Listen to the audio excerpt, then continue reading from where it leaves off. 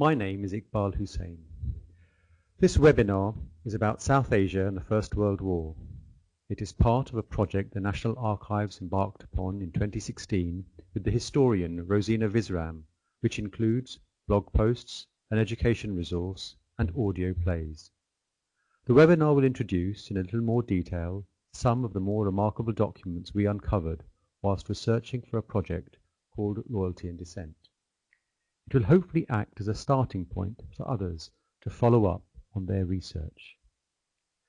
Detailed guides covering some of the file series we looked at are available online and in the library at the National Archives and in published guides. The fanfare surrounding loyalty and service of colonial troops during the First World War that ushered in the 100th anniversary commemorations has drowned out the fact that the period in question was also a period of significant resistance and upheaval.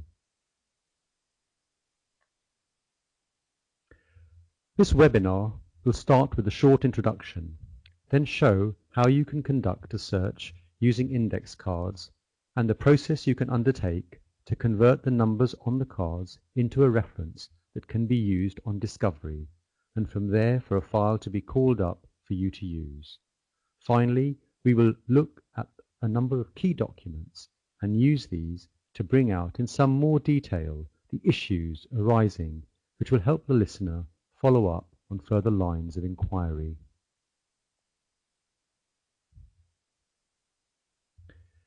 In the year 1858, Queen Victoria was proclaimed Empress of India. A year earlier, the British had faced the most serious threat to their rule, following the 1857 uprising. The repercussions and echoes of 1857 continued to be felt and heard throughout the remaining years of British rule.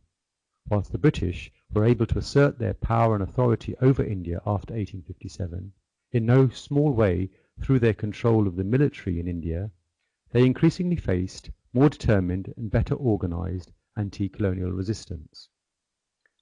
A change in anti-colonial activity was notable at the end of the 19th century and beginning of the 20th century, during the period of Curzon's viceroyalty.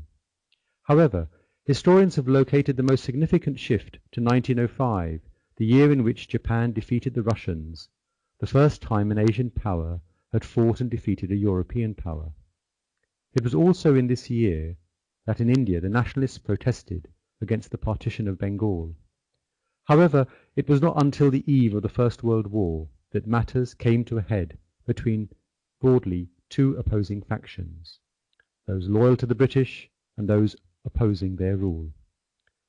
The following extract from a translation of the Ghadar newspaper in our collection includes claims that are being made by Indian anti-colonial voices, saying that the English take a lot of money from India and in return spend very little on education, sanitation or medical help.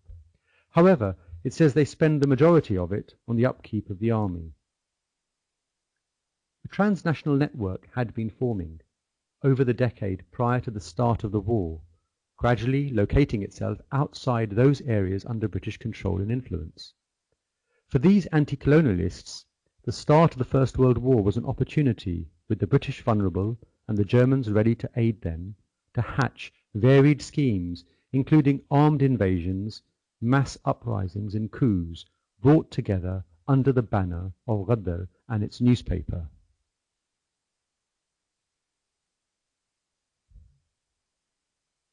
Part of the British imperial state's response was to activate the loyalty of Indians, who, following the failed uprising of 1857, had joined the British in defending the empire from both internal and external threat.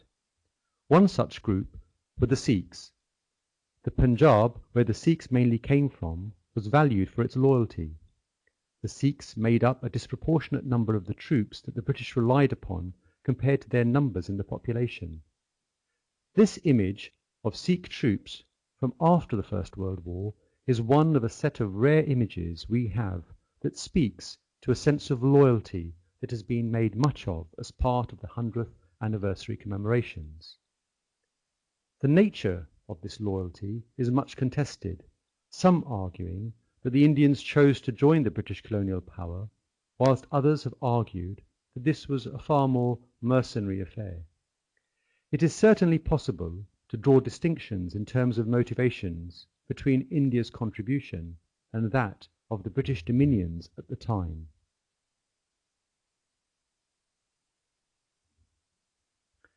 At the National Archives, records in our Foreign Office files, amongst others, illustrate the efforts of the nationalists and work of the British state to monitor and counter their activities. In particular, it is the file series FO 371 that provides some of the most interesting insights in our records to the kinds of opposition to British rule that was taking place in and around the time of the First World War.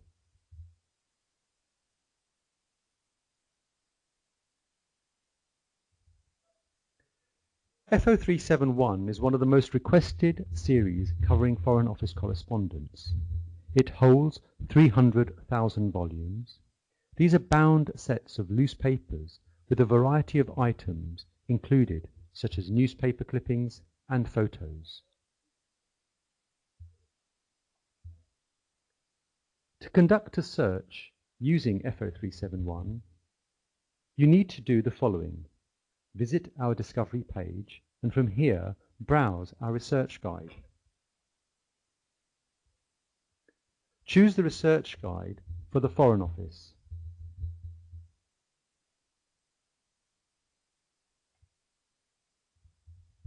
The following research guide, FO Correspondence 1906 to 19, provides instructions in using FO 1111 index cards.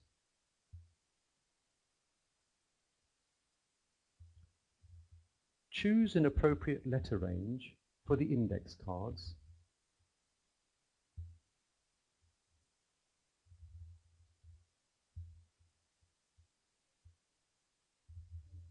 In my example, I have located index cards relating to my search for information about the Ghadar party.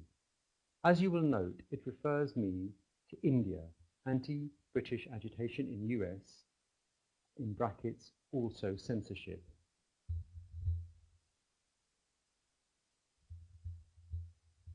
Once again, searching the index cards, I am able to locate India, anti-British agitation in US. Immediately we can see a number of interesting leads under the code 45.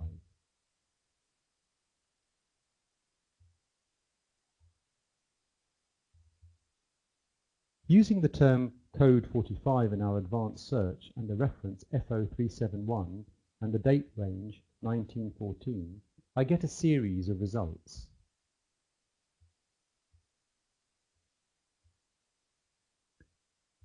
These results provide file references such as FO 371/2152 highlighted, which can then be ordered to view at the National Archives. It is worth noting when using index cards that whilst they provide some fascinating leads, it is important to remember the variety of spellings that can be employed. For example, in looking up a term such as Muslim, using a spelling that we are familiar with today may not be enough to uncover the leads to files that contain relevant information for your search. You may therefore need to look under various spellings, such as Muslim or Musulman. You would also need to look at related words, such as Muhammad or Mohammedan. Again, it is important to try various spellings so as to make the most of your search. If you set aside enough time, it is possible to browse the index cards to see the variety of entries. However, as there are many index cards, you may still find it beneficial to hone in on spellings and words that are familiar to your search area.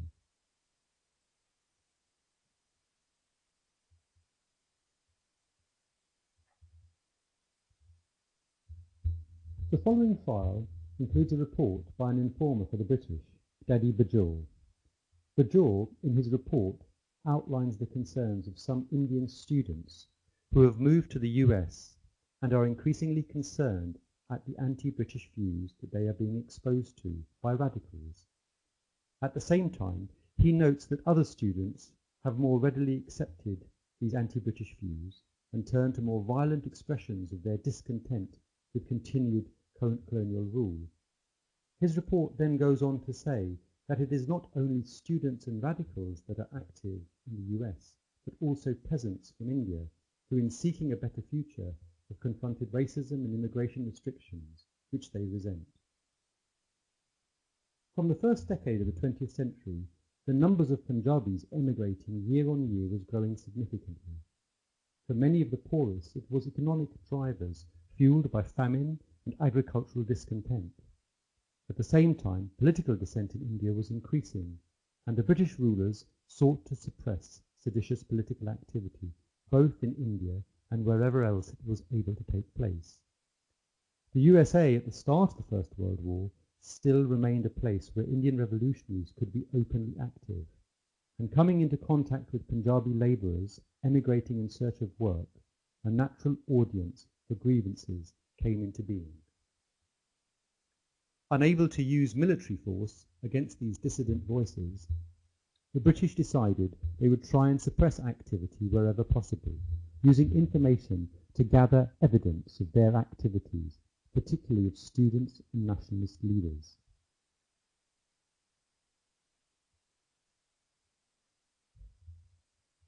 This is an image from our collection.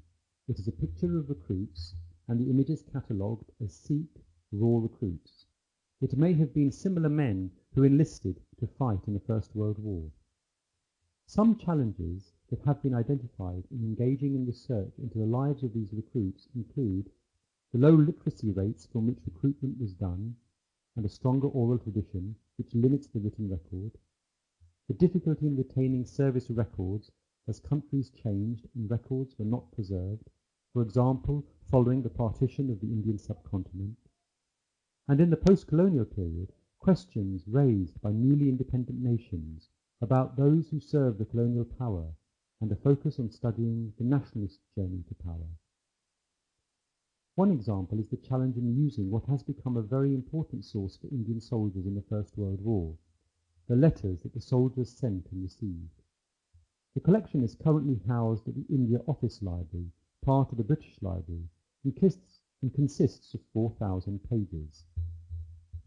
The censors read the soldiers' mail and then sent a report to various government departments, including the War Office and Foreign Office, plus to commanders of Indian divisions. The objective was not to stop communications that was held to be unfit, but to monitor morale and ensure that issues arising relating to food and religious observance were attended to. In each report, the censors appended in the region of 100 translated extracts from the letters, and it is from these extracts that the historians have been working. David Umisi points out that in reading these letters, it is not simply a matter of eavesdropping on the innermost thoughts of the soldiers, or looking invisibly over their shoulders as they write. Layers of filtration took place, for example, the process of writing itself. Whilst some of the letters were written by the men, the vast majority were written by scribes on behalf of the soldiers, since most of the Indian soldiers were illiterate. In the Punjab, no more than 5% could read, and among rural military communities, this was even less. And the British recruited from the least educated rural population, those least likely to be affected by dangerous Western political ideas. The letters themselves contain references to the soldiers' illiteracy, or refer to the scribes themselves. Some of the problems identified in using scribes include the fact that they would have a repertoire of formulaic phrases, some suggested to the sender or owed to the scribe themselves. Another problem in using scribes was that it would make the letters a more public record than a simple correspondence between two literates, for example, constraining what people may be willing to say. According to Shantanu Das, they can be read as palimpsests, something reused or altered but still bearing traces of its earlier form. According to Ghadar Singh, whilst Indian nationalism was marginal to the sepoys' experience in the First World War, and reference to it largely absent from the sepoys' correspondence, an atmosphere of discontent did exist.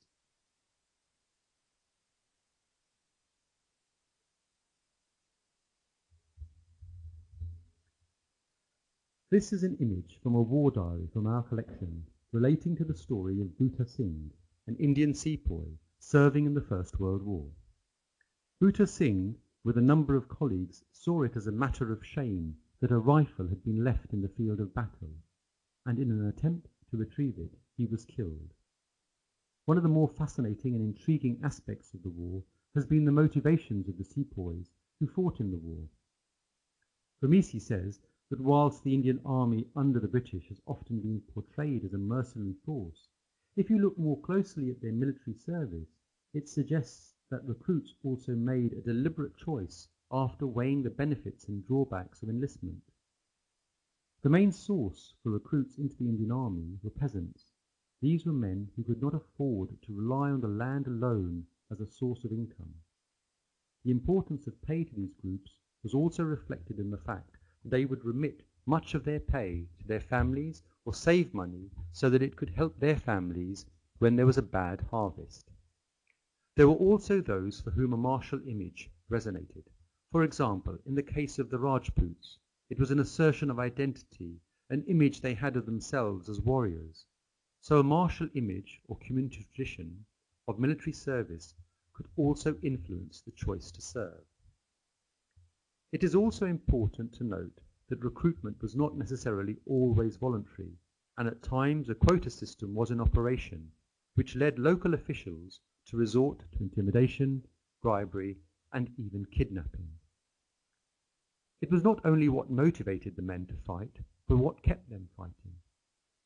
As Ramisi points out, in so many ways the soldiers resembled other groups of Indian labour migrants.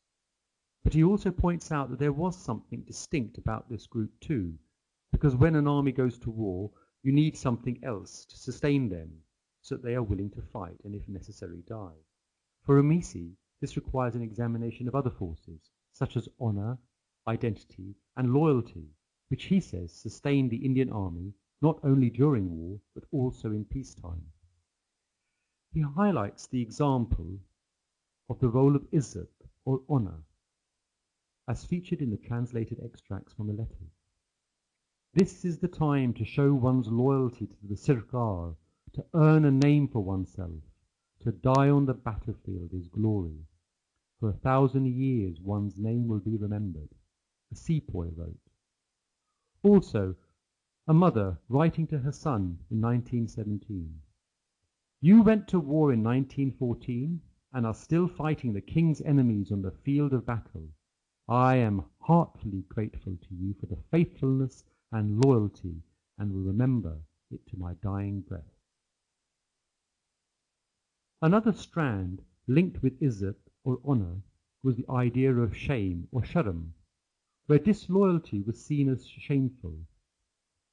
Ramisi recounts how sepoys feared dying shamefully as cowards, and shame was also linked to masculine identity, with those soldiers behaving dishonourably held to be imperfectly male. According to the historian Ghadar Singh, ideals of izzat, dharam, shahidi were widely invoked. These had existed before colonialism was established, however, were heightened under imperial rule, such as with the promoting of the idea of the martial races theory, the idea that some Indians were more suited to fighting than others.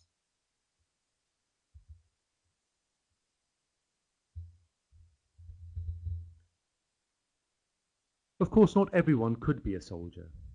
Ghadar Singh quotes Malcolm Lyle Darling, a colonial official. The smallholder is faced with two alternatives.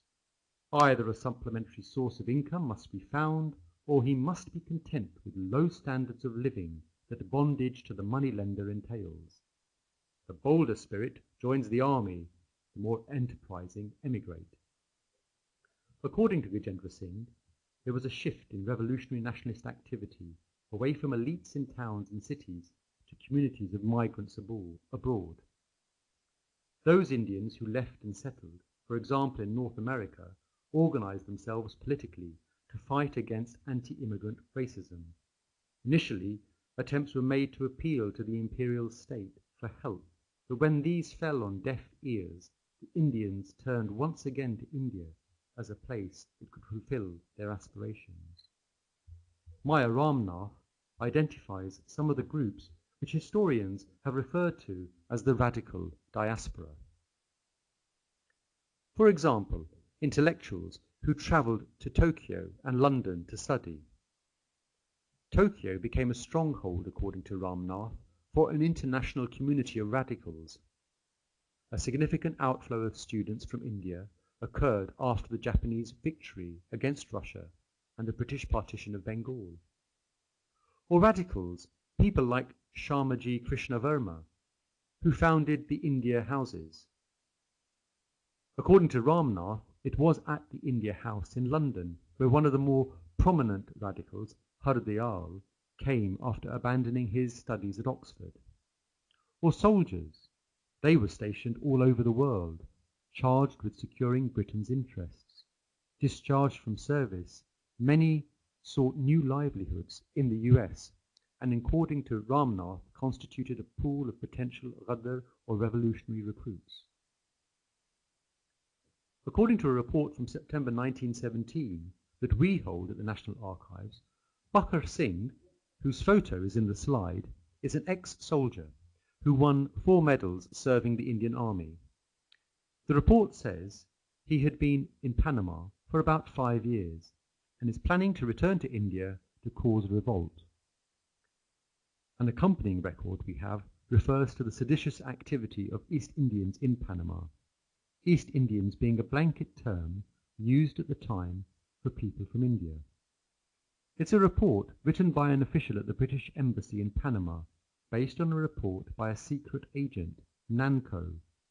The official writes that there is no way of verifying the agent's statements, complaining that the demeanour of the Indians has changed from deferential to sullen, and therefore it is difficult to get reliable information from them.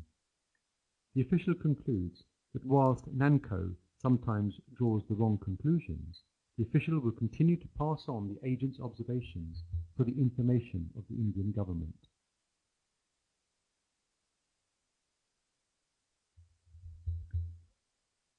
Early immigrants to the West Coast found work in a booming economy, but by 1907 the economy entered into recession, and many of these early settlers faced widespread racial discrimination and political exclusion.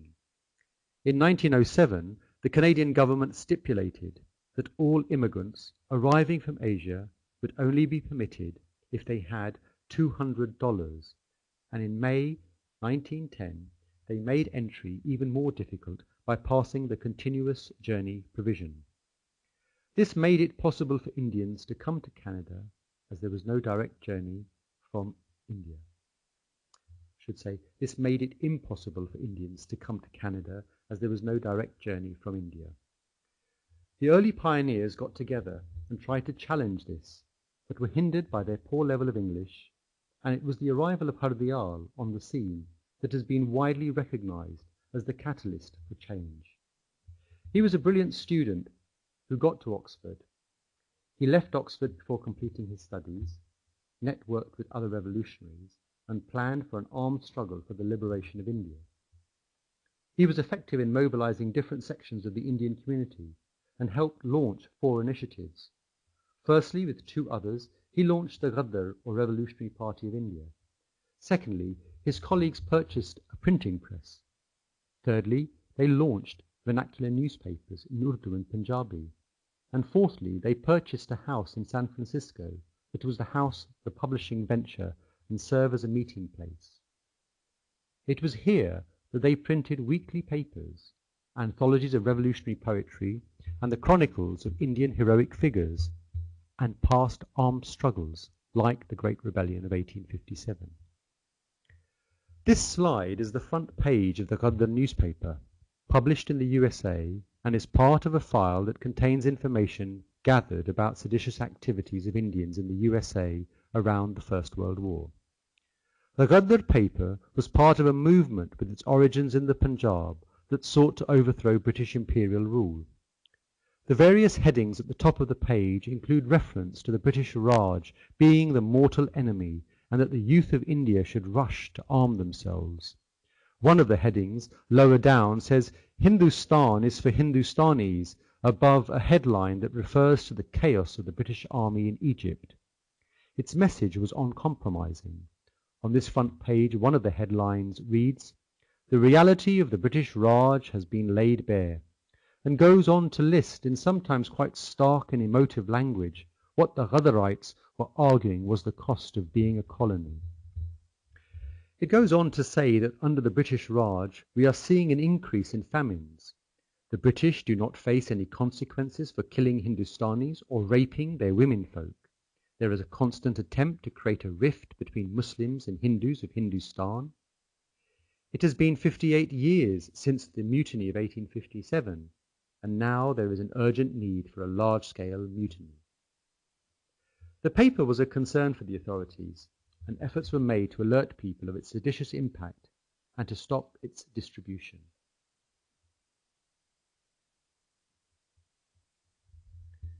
Which leads me back to the work we started with the historian Dr. Shantanu Das and others in 2016 by planning a forum at King's College, University, London, on the topic of South Asia and the First World War.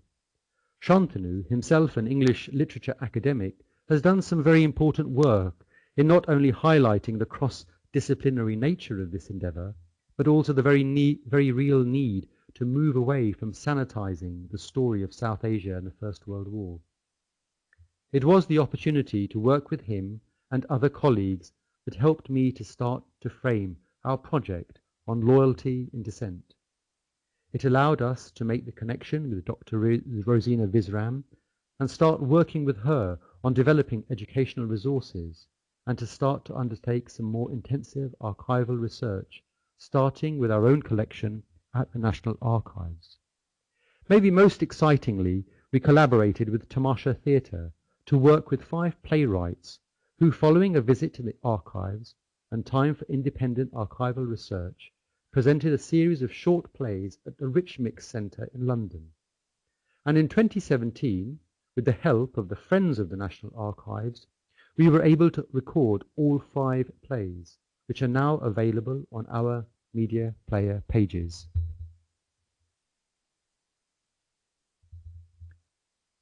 The objective of this webinar has not been to provide a comprehensive outline of what is available. There are guides and books that can help the interested researcher pick up lines of inquiry. A topic of such a size and complexity is not serviceable by one webinar alone. It will require the individual to follow up on areas of interest. And hopefully, as this webinar will demonstrate, individual documents and pages provide enough space for significant ongoing research. For further information to the work produced as part of the Loyalty and Dissent project, please use the links in the slide. Thank you. And can I thank Tafim Kiani for kindly translating extracts from the Ghadar paper.